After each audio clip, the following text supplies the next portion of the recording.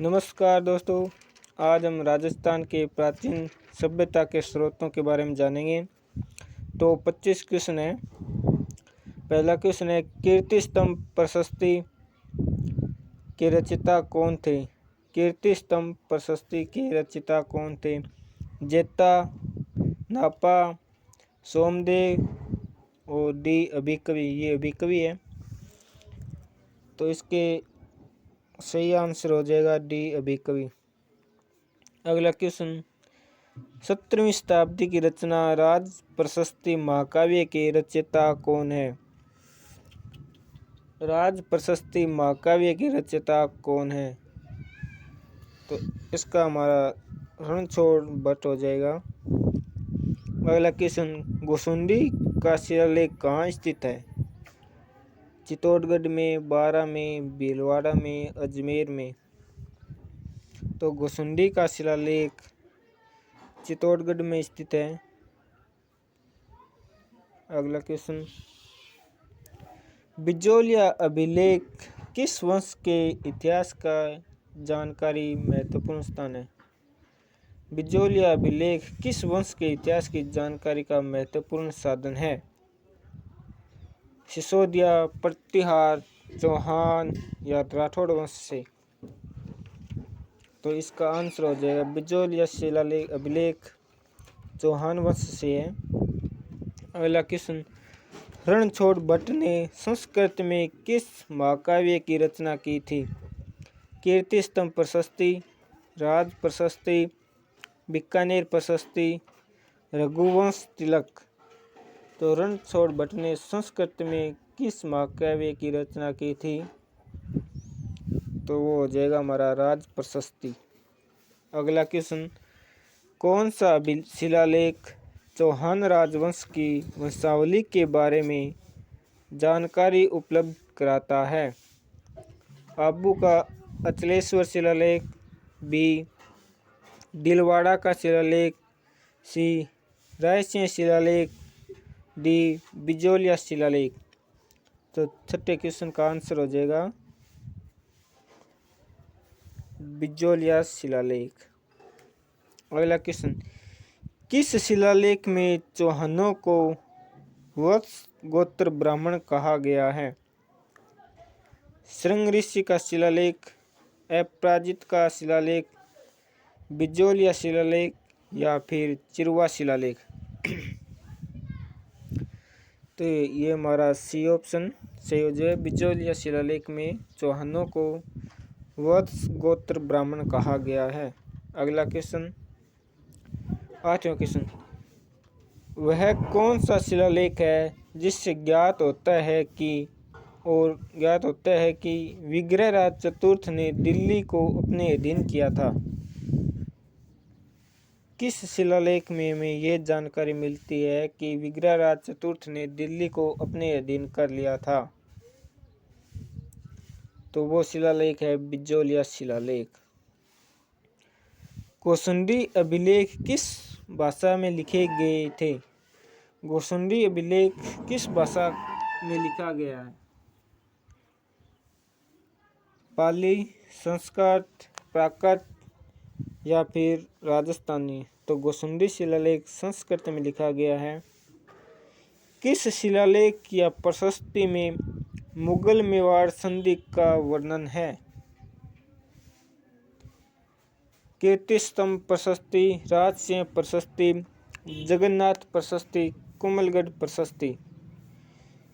मुगल मेवाड़ संधि का वर्णन है किस प्रशस्ति में है? तो वो हो जाएगा हमारा राजसिंह प्रशस्ति। अगला क्वेश्चन 11वां, बिजोलिया लेख के अनुसार सांबर झील का निर्माण किसने करवाया था? बिजोलिया शिलालेख के अनुसार सांबर झील का निर्माण अर्णोराज नहीं, वासुदेव चौहान ने करवाया था। बी ऑप्शन सही इसका। अगला क्वेश्चन, आबू के अभिलेख के लेखक कौन है? आबू के अभिलेख के लेखक कौन है? तो इसका हमारा सही हो जाएगा ए शुभचंद्र।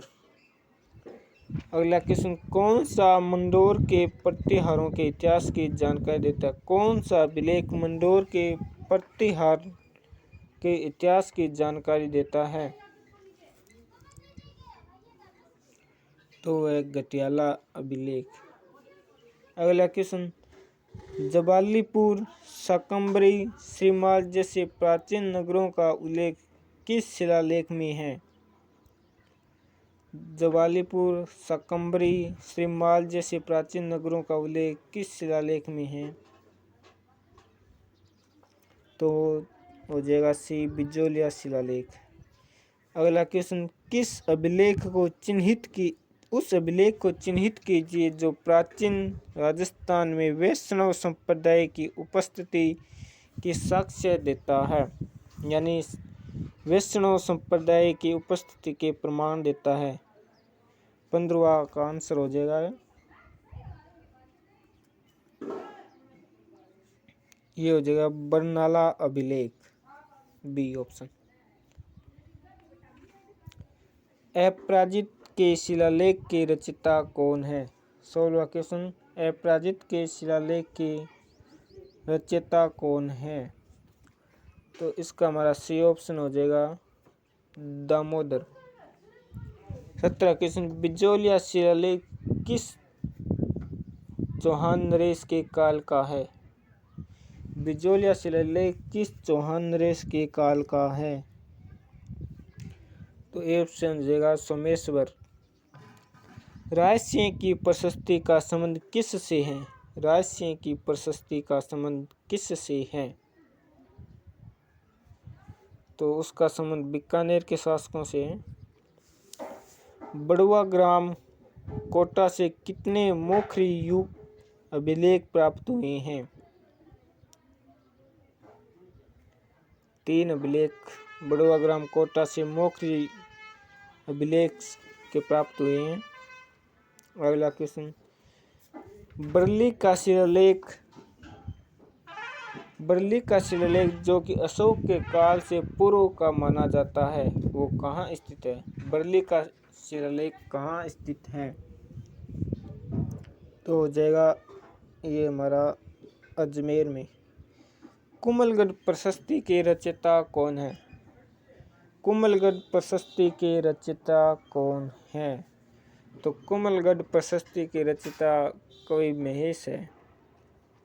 अगला क्वेश्चन, बरली प्रशस्तर अभिलेख कहाँ से प्राप्त हुआ था? बरली प्रशस्तर अभिलेख कहाँ से प्राप्त हुआ था? तो ये बिलोट माता का मंदिर है, वहाँ से प्राप्त हुआ था।